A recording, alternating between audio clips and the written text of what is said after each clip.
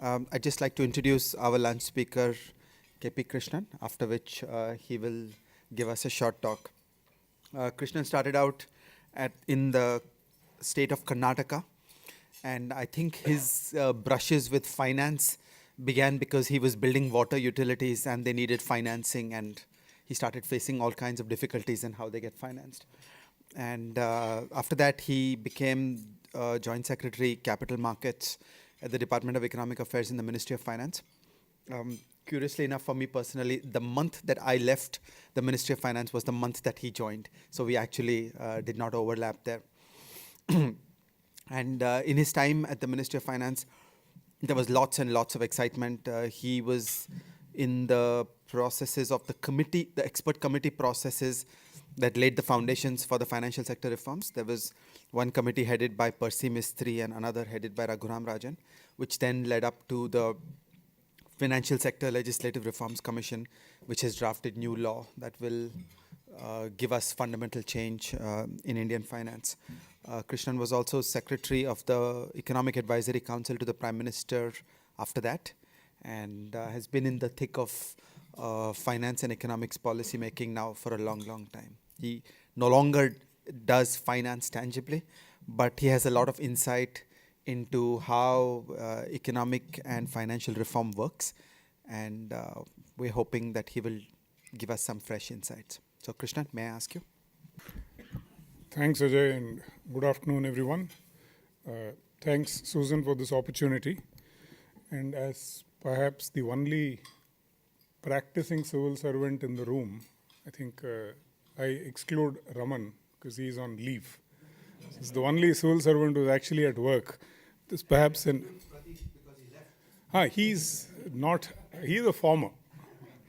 So there's perhaps an explanation as to why I get invited. I suspect the reason is Ajay and Susan are fond of my son, who's a budding economist. And I suspect I get invited because they think he's doing good work. I suspect wrong? Okay, thanks.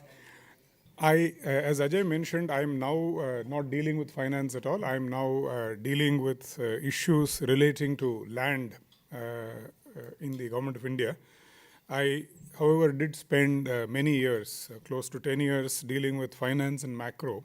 And what I plan to do today is to sort of use the distance and presumably the objectivity that goes with being out of finance to look back at my own experiments with financial sector reforms and perhaps draw for the benefit of others the lessons that I drew from my experience of financial sector reforms.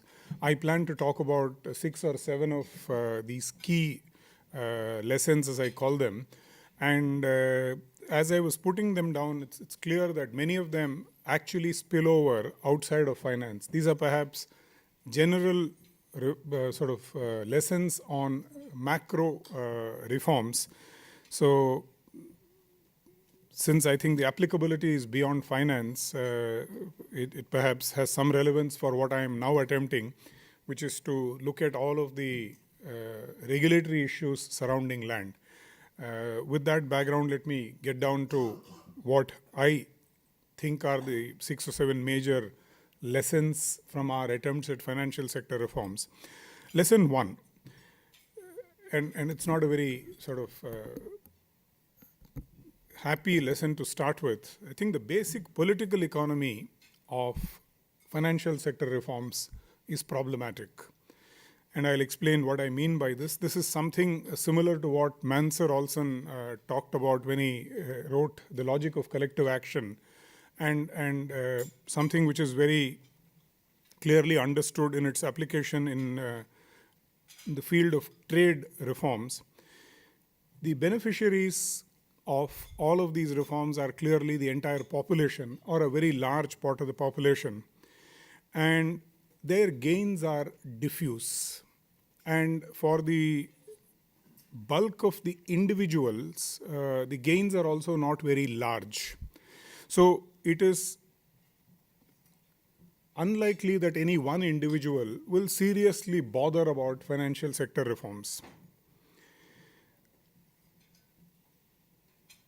On the other hand, the losers from reforms, and there are many in all reforms, and certainly an equal number, if not more, in the financial sector, are very many, and they are relatively sort of smaller in number, though they are large in terms of absolute numbers, and in terms of comparison to the gainers, it's a much smaller number, and their individual gains are clearly large enough for them to block reforms, organize themselves well, and ensure that progress doesn't happen.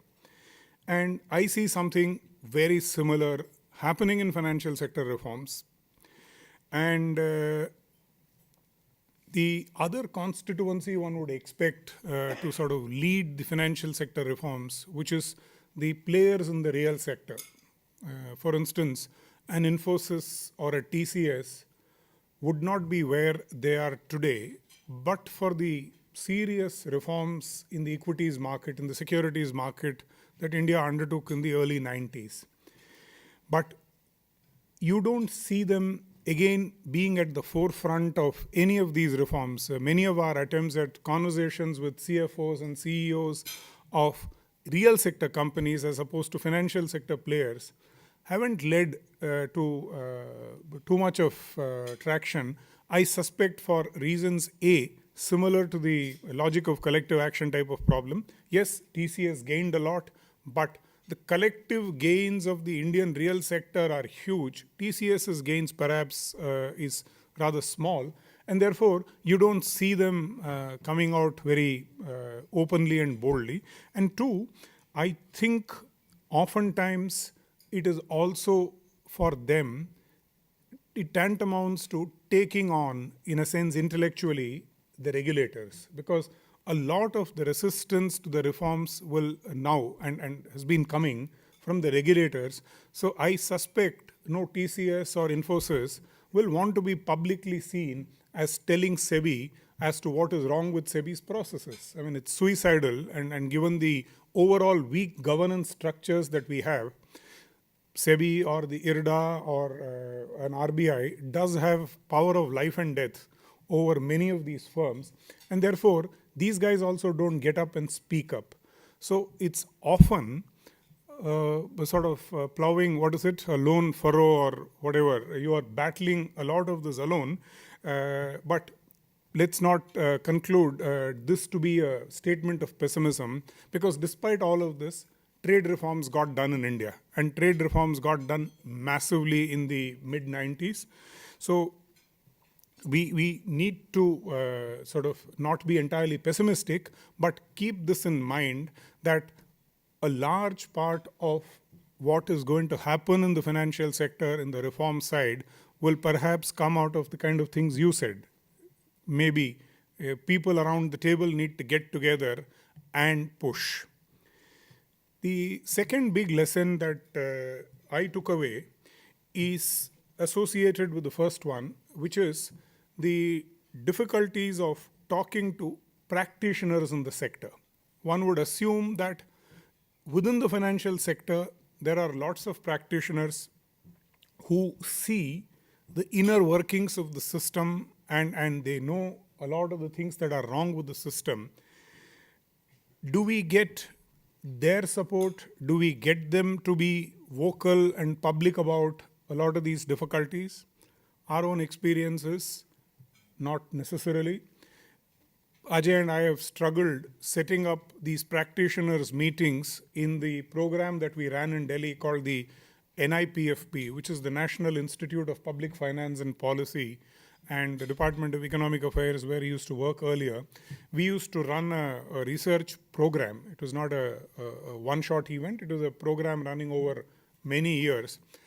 We had to struggle to get practitioners to come and speak, and they would agree to speak if it was closed doors, and they'd be sort of a little worried if they saw a Ministry of Finance representative, and they'd certainly be completely sort of silent if they saw any regulators in the room. It took a lot of effort to get knowledgeable practitioners to actually come, sit, share with you the actual difficulties of a process that is currently being run or the difficulties of a policy. So this is something which we'll need to sort of continue to work on and sort of crack. I guess in a lot of the rest of the world, large firms actually set aside money either to fund this kind of research in academic institutions or in think tanks, or they run their own internal policy teams which are constantly looking at these issues, bringing out difficulties and articulating them. I don't see a lot of that happening. It's perhaps beginning, but policy advocacy by practitioners is going to be important, not happening in a scale that is required. It's something we need to continue to work on. Lesson 3 is the need to focus on the inner working of regulators.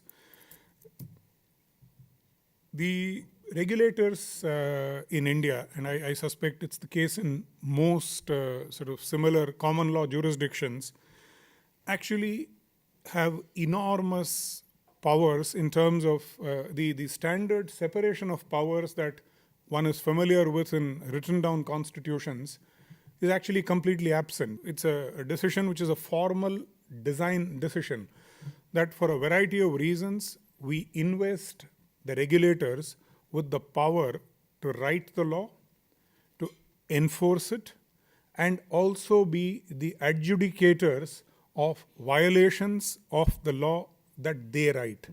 This is fundamentally, at one level, fundamentally unacceptable to any liberal constitution. The separation of powers is the fundamental, and the Indian Supreme Court has said this any number of times, namely that separation of powers is considered what they call one of the basic features of the Indian Constitution.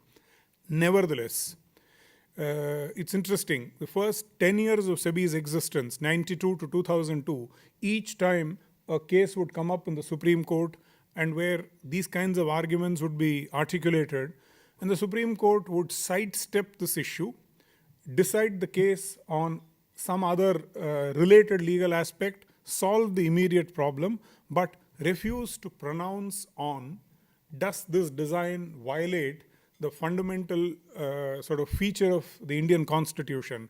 Till 2004, actually, 2004 in a famous case, Orchid Chemicals, they explicitly pronounced on it, and they said, notwithstanding the fact that separation of powers is a basic feature of the Indian Constitution, this arrangement is all right.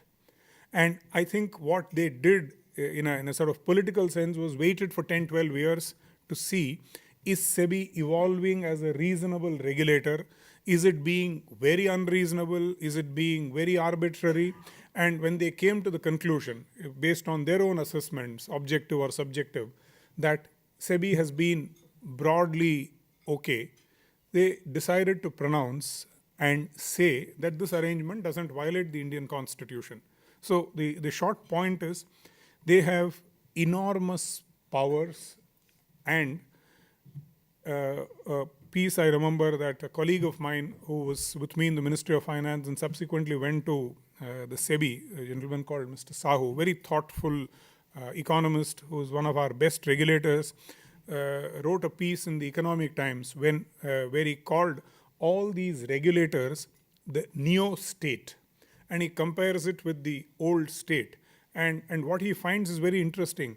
The old traditional state, namely the Ministry of Finance or a Ministry of Power or a Ministry of Petroleum, is normally quite tolerant of criticism, probably because the head of the institution is a politician who is not ordinarily very worried about criticism because he can or she can handle it as part of his or her daily life. Whereas, try criticizing the neo-state in public and see the consequence. So this power that is invested in regulators tends to lead to potential abuse, two, acceptance of a lot of stuff which should ordinarily not be acceptable in any civilized rule of law type environment by the regulated. So therefore, I think it becomes critical that we focus a lot on the internal administrative processes of regulators. How do they make regulations? Is regulation actually preceded by a good quality analysis of what is the problem that is being solved? Have alternatives been fully examined? Have the costs that the regulation will impose on the regulated been examined? So a lot of focus on internal processes of all three aspects of the regulator's working, namely lawmaking process, because this law made by the regulators has exactly the same enforceability as law made by parliament. So we are actually investing in these regulators powers that we would ordinarily trust only the parliaments with. So the complete sort of conduct of financial markets is actually done by SEBI, because the SEBI Act is a very sort of bare bones act which says SEBI by regulation shall do 1, 2, 3, 4. Likewise in RBI, likewise in IRDA, likewise in the pensions regulator. So effectively, a lot of financial regulatory law is made by regulators who are administrative people, not by parliamentarians. And given the importance of this law and given the consequences that flow out of violations of these law, I think academics, others, practitioners need to focus a lot more on the process of each of these components, the lawmaking, the nuts and bolts of enforcement. Do you issue notice before you search somebody's premises? SEBI has powers to actually now enter houses, enter business premises, seize books, seize documents. Now, before it does that, we need to put in place mechanisms and processes that will stand up scrutiny in any civilized society. Likewise, adjudicatory mechanisms. There are huge conflicts of interest likely. If we are all part of one regulatory mechanism, he is unlikely to sort of turn down as illegal or unconstitutional an order passed by me. Now, the rest of the world has figured out processes of very strong separation of these kinds of exercise of powers within the same organization. I think we have a long way to go. Some of these are the kind of questions that the Financial Sector Legislative Reforms Commission that Ajay alluded to in the previous session goes into. But typically, these are not questions that excite academics. These are not questions that excite practitioners. But the consequences of not focusing on these questions are, I think, very severe. And typically, these also meet with a lot of resistance from regulators, because constantly regulators tell whoever questions them that the law is very clear. I have the power to do this. So you shouldn't now be meddling with my exercise of these powers. And the moment you begin to talk about them, particularly if you are from the Ministry of Finance, it's a very convenient thing to say that this tantamounts to interference. And since it is a fact that at various levels there is also sort of interference of an uncalled for kind, it's very easy to make these allegations and prevent scrutiny of internal processes. So that's lesson 3. Focus on internal workings of regulators, all aspects of regulators, and it's something which perhaps academics more than others can do very well. Lesson 4, this general tendency to do a lot of public policy and regulation in empirical vacuum. How do I do regulation? I am doing this because I know a lot of fellows are manipulating markets. Sir, what is the evidence do you have? Do you have information which shows you that this is the problem? And there is data that shows you that these are the problems which have led to ABC abuses. I know it. So a lot of public policy, and this is not peculiar to the financial sector, and it is not peculiar to financial sector regulation alone. I think it's a generic problem, certainly with a lot of Indian public policy making. There is tendency to be sort of very assertive and substitute empirical, fact-based analysis and judgments with, I know this because I've done this for the last 30 years, and I know it in my bones, and therefore don't quarrel with my judgment. And any attempts at questioning regulation making, rules making on the basis of these assertions will immediately be dismissed as A, interference, B, a number of sort of other kinds of excuses, because one of the recommendations that came from the Financial Sector Legislative Reforms Commission, to give an example, is a regulatory impact analysis or a cost-benefit, simple cost-benefit analysis before you make a regulation. It's meeting with such stiff resistance that it's very difficult to explain. Why would anybody not want to do, particularly if it is not an emergency regulation, if it is not a failing bank which needs to be taken over tonight, and if it's a regulation dealing with how will this taxi or cab aggregator called Uber handle credit card payments in India, is not a financial emergency. It is something which can be, sort of sat with, discussed, and then a regulation made. No, my first instinct was it violates the two-part authentication system that I have for credit cards in India. So a 500 rupee Uber credit card payment which is not backed by two-part authentication will disturb India's financial stability, and therefore I'm going to ban it. And I will issue a regulation, and this is not, I'm saying it sort of flippantly, but this is the truth.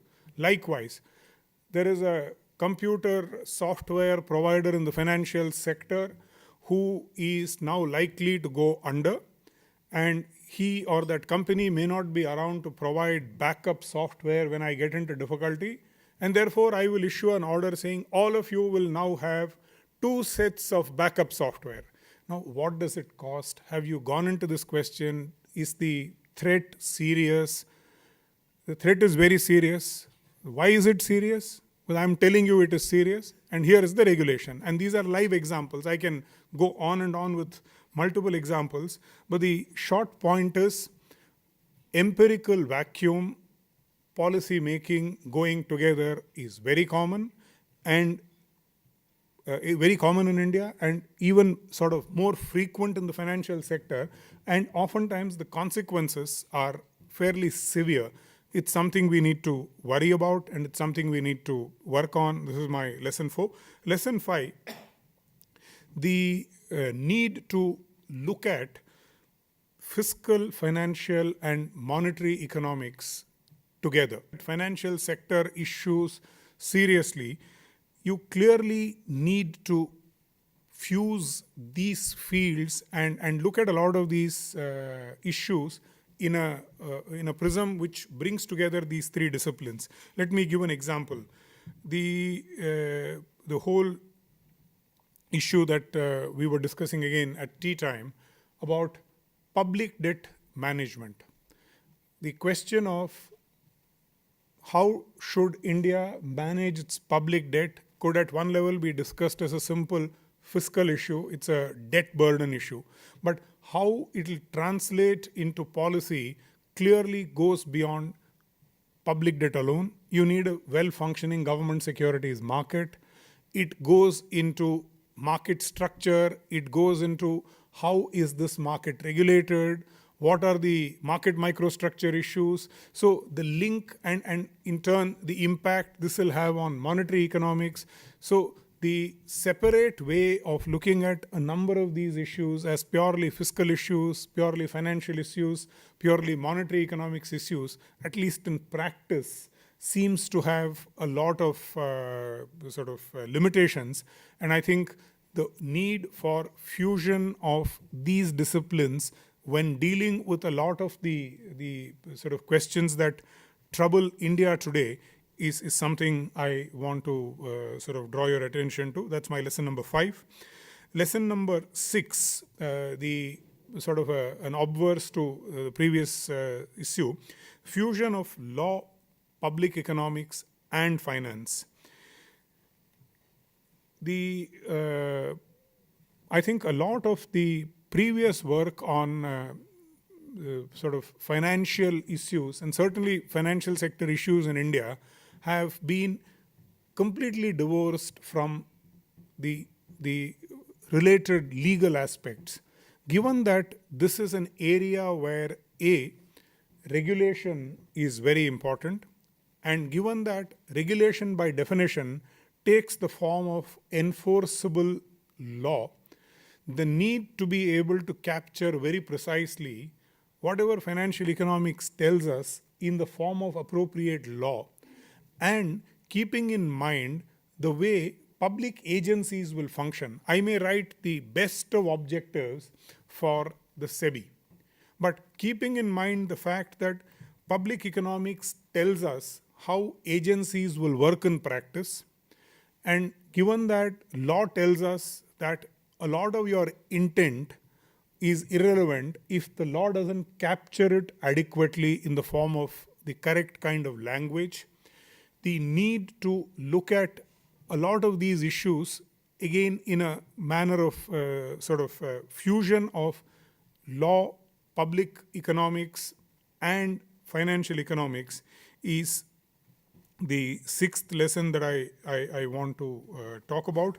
And it is in this background that after 3-4 sort of efforts at serious financial sector reforms, the exercises that Ajay alluded to, namely the Percy Mistry Committee, which was a 2005-6 committee, which looked at making Mumbai an international financial center, and then the Raghuram Rajan Committee report, which looked at financial sector reforms much more for the consumer side. The clear conclusion that we came to internally was none of this was going to be seriously doable unless you went back to the legal system and rewrote a lot of the original laws that regulate the financial sector. And out of this thinking was born the Financial Sector Legislative Reforms Commission, which is perhaps a unique sort of example of its kind, certainly in India, where the attempt was to look at all financial sector legislations, some 67, 68 of them, together at one go, and attempt rewriting all of them at one go and actually fuse them into one legislation. That effort has actually got concluded in 2012. The Commission gave its report and has written one Indian financial code which will replace these innumerable 60-odd financial sector legislative pieces. So the importance of law and lessons of public economics in designing agencies is something which I think financial economics clearly needs to keep in mind when carrying forward this work. The sort of last lesson that I want to place before you is that if people tell you that none of this is going to happen, Financial Sector Legislative Reforms Commission is a pipe dream, forget it, they are wrong. In 2005, people told us, and in fact 2005 and 6 beginning, when we were thinking about financial sector legislations, people said, you guys are mad. Don't even attempt it. You can't get any government to agree to set up a commission which will look at all financial sector laws at one go and actually, sort of take a stab at this problem. But we succeeded. And succeeded in the most unlikeliest of circumstances. A lot of change of finance ministers, a lot of change of government, and the Financial Sector Legislative Reforms Commission came into being. And despite an enormous amount of opposition, it completed its work. It submitted its report. The non-legislative recommendations of the Financial Sector Commission have actually got accepted and have got reconfirmed by the new government, notwithstanding all of the resistance that I earlier mentioned. Sort of the attempts at implementing these are currently underway. And if some of you have noticed, in the budget speech the finance minister made in July 2014, the new government actually referred to moving ahead on the legislative front, not merely on the non-legislative recommendations of the Commission. So all of the various not so optimistic lessons, if you are at it, it finally seems to yield results. So the Financial Sector Legislative Reforms Commission is one example. I can give many more examples. The National Pension System is another example. First attempts at pension reforms actually go back to 1996, Oasis, 98. Yeah. So 98 is when they started, and 2004, a non-legislative body called the PFRDA gets created. The ordinance that is issued lapses, and people write off pension reforms as something very unlikely. Exactly 10 years later, the pension legislation gets done, and the national pension systems, with all its sort of initial design faults, is finally beginning to grow. And I'm sure in the next round of sort of corrections, a lot of the mistakes in the design implementation of the NPS will get corrected. So the sort of, if you stay in the sector long enough, despite the sort of short-term hiccups and short-term sort of apparent failures, in the long term, it seems to be working out because the gains are really huge. So if NPS is indeed a good system for consumers, it's a matter of time before the enlightened politician who finally does get driven by public interest, if for no reason other than sort of enlightened self-interest, will ensure that these things happen. So the final concluding lesson I want to repeat is that the pessimists are wrong, and we need to be at it. That, ladies and gentlemen, is what I wanted to share with you. I'll now not stand in the way of your dessert unless there are some questions. Which, Susan, how much time do we have?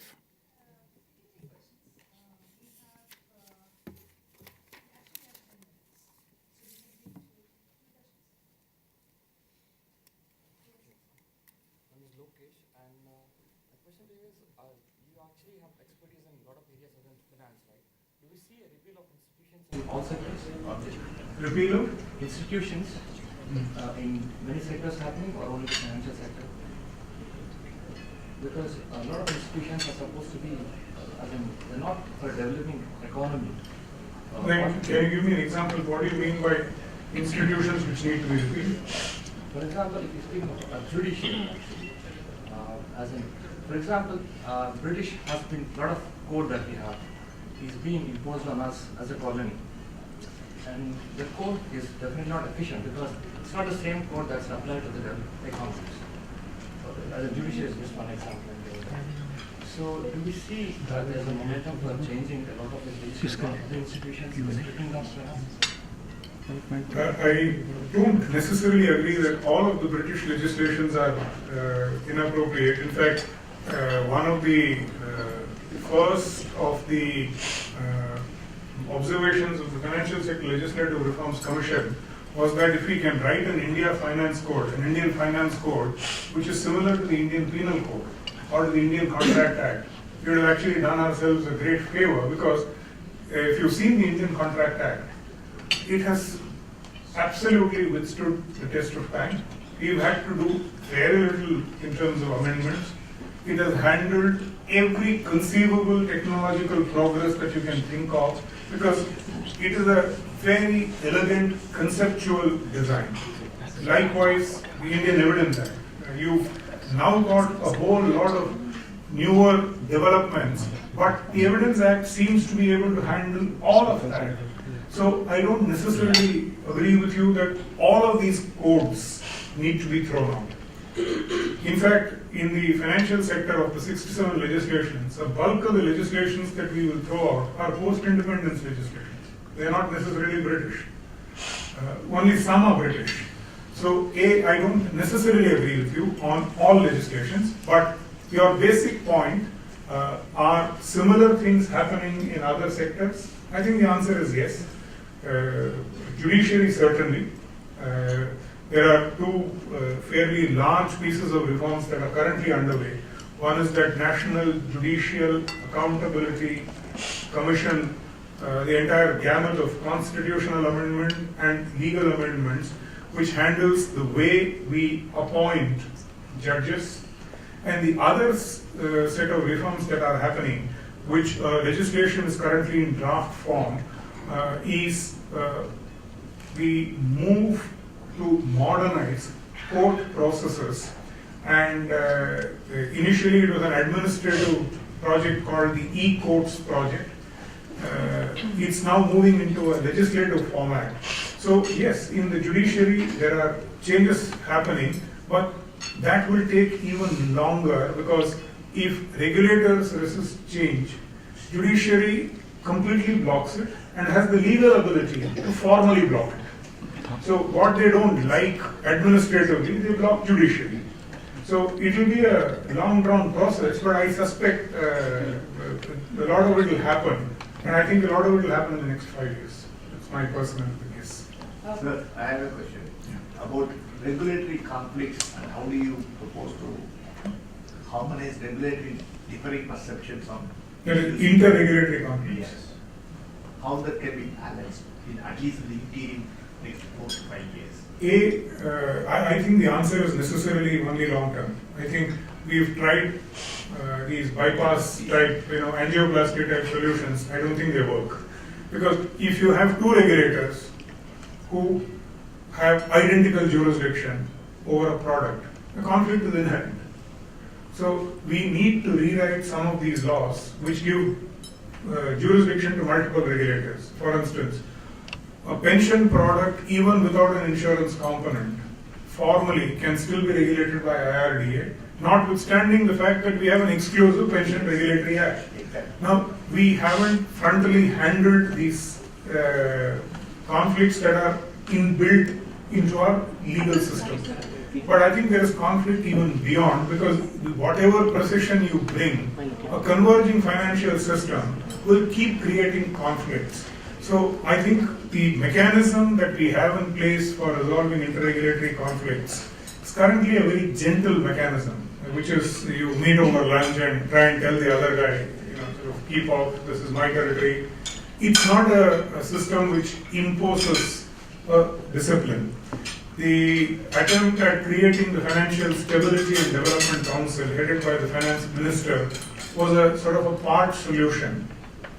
I don't know whether we can pronounce it to be a great success, because we haven't had any big regulatory conflict after the FSDC was instituted. So I think the medium longer term answer is A, clarity in writing of legislations, B, some of the agency problems get they dissolve when you collapse agencies into one when they are doing similar or identical work. Notwithstanding that, there will still be conflicts, and the answer has to be the third one, which is a mechanism which has an enforceable resolution for interregulatory conflicts, which is how FSDC is envisaged. That will be. One last question, if you don't mind. Mm-hmm. Yeah. Yeah. The fact that there's a lot of the FSMRC is focused on the organized financial sector. There's a whole lot of informal financial sector which is loosely what is driving corporate, percentage of significant part of the country. Given that a lot of them are regulated at the state level, so what sort of mechanisms do you think, especially in a coalition kind of democracy, that this could have in terms of enforcement? Because I think you could write something to say that this is how it should be coordinated, but at the end of it, it's largely an enforcement issue. So what do you think? On the sort of state problem, I don't think we have an easy answer. I think a lot of the entries in the Indian Constitution, when they were written between 47 and 50, were written at a time when a number of these developments didn't exist. For instance, conceptually, how different is money lending from banking? Money lending and banking at one level, in a conceptual sense, are identical. Money lending is a list 2 subject in the Indian Constitution. Banking is a list 1 subject. List 2 being entirely controlled by state legislatures, list 1 being controlled by the federal union parliament. We have any number of such examples. And I don't think we have an easy answer. We have a constitutional answer. There is an article in the Constitution which explicitly permits 2 or more states to come together to pass a resolution that a federal law should take the place of state legislations, and thereafter states can adopt that federal law. That's how, for instance, the Price Chit Funds Act, a central legislation, was passed. But there again, the legislation is federal, the enforcement is state. So you still have a problem. What is the final answer? The final answer is, if a lot of finance is now going to be borderless, and they're clearly going to be borderless even internationally, they're going to be borderless within India, we will need to, at some later point in time, do a CSLRC, a Constitution Legislative Reforms Commission, because there was an attempt in the Vajpayee government. They appointed a Constitutional Review Commission headed by Justice Venkatachalaya. But it completely skirted all these issues. It handled some of the political issues. But I think economic integration of India, the common market issue, for instance, to see the circus that you have to go through to create a GST, because the Constitution clearly did not envisage a national market. And to bring about a national market, the first attempt bringing about a national market, electronic market for shares, required a constitutional amendment in 1996 to create dematted equity shares in India. We had to amend the Constitution. So the answer is not easy. The answer has to be eventually an amendment to the Constitution. State level coordination committee, which now RBI, SEBI, and the Chief Secretary of the state jointly chair. These will be sort of temporary solutions. They will not be long lasting. I think he wanted to ask. I wanted to ask you if there is any regulator in the country whom you really admire, and what is the basis for the excellence that you see in that regulator? Now that we are close to desert, the answer is I admire all of them. And what is the basis? What is the frame of comparison? If the frame of comparison is with government, they are superior. So thank you very much, Dr.